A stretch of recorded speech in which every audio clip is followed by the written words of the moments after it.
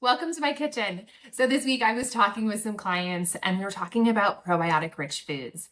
And one of my clients was talking about how she was having a lot of trouble finding exactly what she was looking for in her local area as far as yogurt. And I asked the question, how many of you have ever made your own yogurt in your own kitchen? And you know what? Not a single woman raised their hand.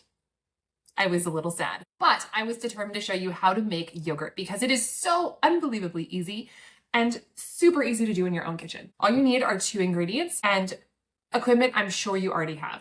So let's get started. My name is Erin Harner, integrated registered dietitian nutritionist and gut health IBS and SIBO coach. Today I'm going to show you exactly how to make homemade yogurt in your own kitchen. So as far as ingredients are concerned, we really only need 2. We need some milk. In this case, I have organic whole milk and I'm going to use organic Greek yogurt and we're going to use the culture. When you're looking for a yogurt to use as your starter, of course, when you have your own yogurt, you can just use the starter from the previous batch as your starter. We don't need to buy fancy starters. All we need is some plain yogurt. You can either use plain yogurt or you can use Greek yogurt. The main difference, the cultures are slightly different, but the main difference between the two, between regular yogurt and Greek yogurt, is that Greek yogurt has been strained. So I'm going to show you how to do that today as well. When we're looking for yogurt, the biggest thing to keep in mind is that it contains live active cultures. So in this case, this one says cultured pasteurized organic whole milk, and it contains 6 live active cultures: S. thermophilus, L. bulgaricus, L. acidophilus, bifidus, L. paracasei, and L. rhamnosus.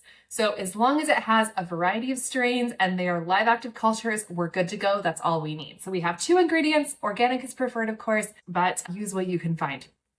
All right. Also, one more note is I'm going to use whole milk. Whole milk makes the creamiest, thickest yogurt. If you want to use a 2% or if you want to use skim, that's totally fine too. Just keep in mind that skim milk yogurt, doesn't have any fat.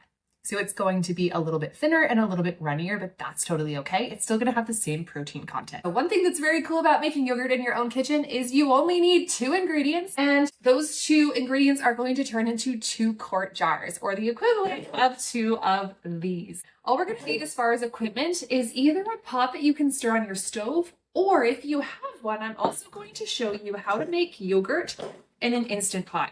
This is my Instant Pot. So if we're using the Instant Pot, I usually like to use the mini because it's smaller and easier to put on my counter. The other option would be to just use a pan that you have in your kitchen. It needs to fit 2 quarts or a half gallon of milk. A lot of people would like to make yogurt in a Dutch oven because it holds the temperature a lot better. So if we're going to put it in the oven with the light on and that's it, the Dutch oven is so heavy that it retains a lot of the heat. So if you don't have a Dutch oven, a pot also works. You can always wrap it in a towel to keep it nice and warm and cozy, or you can use something like an Instant Pot that's going to keep it warm to culture at about 110 degrees. A couple other options would be a dehydrator. You can set your dehydrator on the yogurt setting or about 110 degrees, or an alternative that some people also like to use is a yogurt maker. One other option would be a small cooler chest with a heat pack in it. And that will also keep it nice and warm and cozy. We just need to keep it a little bit above room temperature so that it cultures best. However, keep in mind if it falls closer to room temperature, it's totally fine. It'll just take a little longer to culture. All right, let's make our yogurt. I'm going to make it in the saucepan. So we're going to pour our half gallon of milk into the saucepan. And we're going to put it on medium heat and stir it until it reaches at least 180 degrees, preferably closer to 200 degrees, and then we'll turn off. So my whole half gallon of milk is in here, and we're going to put it on the stovetop. We're just going to let it heat. I'm going to stir it periodically with a wooden spoon, and I'll be back to see you in a few minutes. So I heated up my milk to about 200 degrees, and I check that using a probe thermometer. You can also use a candy thermometer if it goes to the appropriate temperature. So we are currently at about 190 degrees. It's cooling just a little bit, which is great. I boiled it in here, but you could also use the yogurt setting on the Instant Pot by just pushing the yogurt button. And when it's done, it'll beep and it will just say boil on the screen, which is really, really easy. That's what I usually do. But just for example, I wanted to show you boiling on the stove. Also, it's a little faster if you're trying to hurry the process along. The next thing you're going to do is once you get to 200 degrees, that's going to denature the proteins, so that when you culture the yogurt, it's going to be nice and thick and creamy. So I'm just going to give this a stir. One thing that you can do to cool it down a little faster is stir it.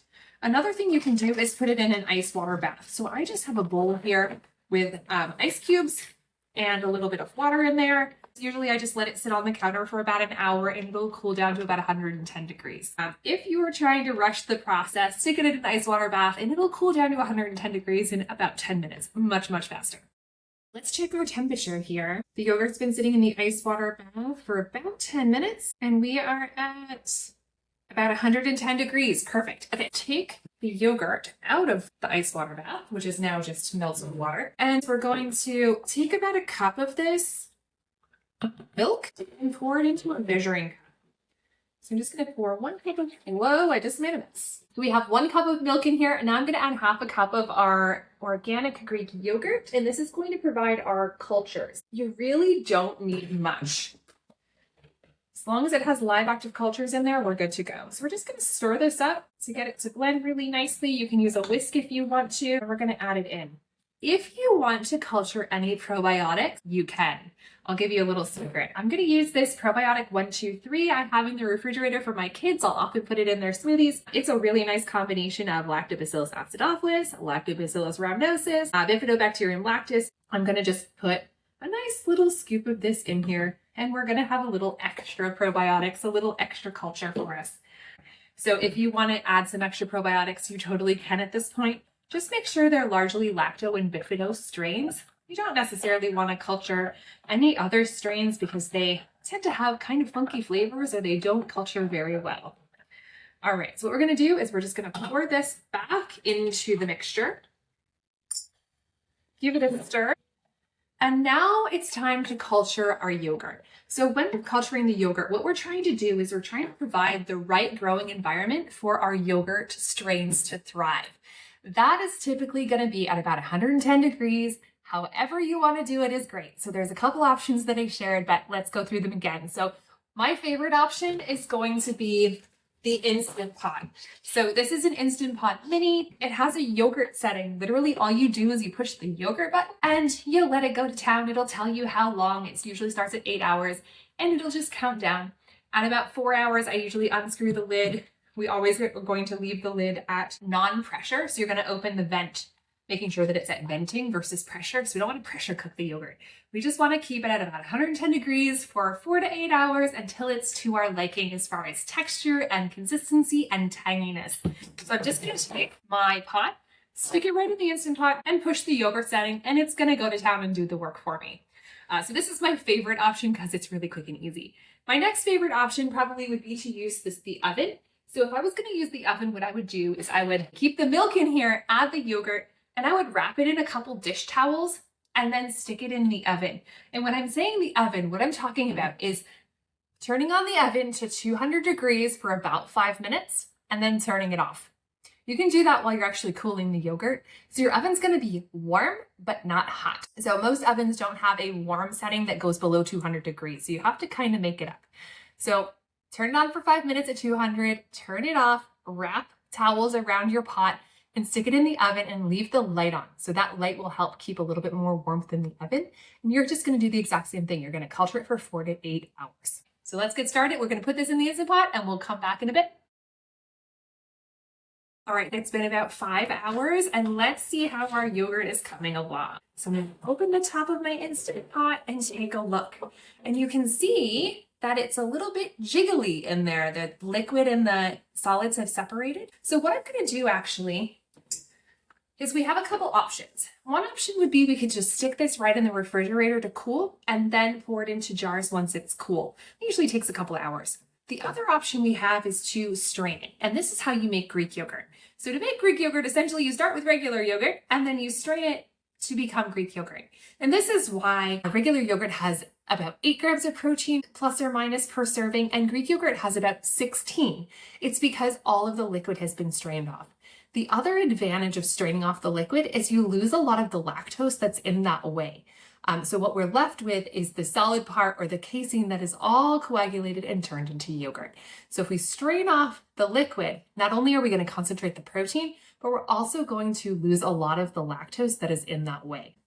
And I'll show you how to do that. Basically what I'm going to do is take a bowl. I've got a stainless steel bowl here. I have a wire mesh strainer, and then I have a couple thickness piece of cheesecloth. You can use cheesecloth, you can use an old, really well-washed cotton t-shirt, whatever you want to use. This is cheesecloth. It's folded into quarters here, and I'm just gonna line my strainer with it. The next thing I'm gonna do is just pour this yogurt into the cheesecloth. I'm gonna let it strain for about 2 hours. And then after about 2 hours, I'm just going to pour it right into the jars. In those 2 hours, it's going to lose a lot of the liquid. It'll become about twice as thick. If I was gonna take this yogurt right from the pot and put it into the jars, it would make just shy of about 2 quarts of yogurt.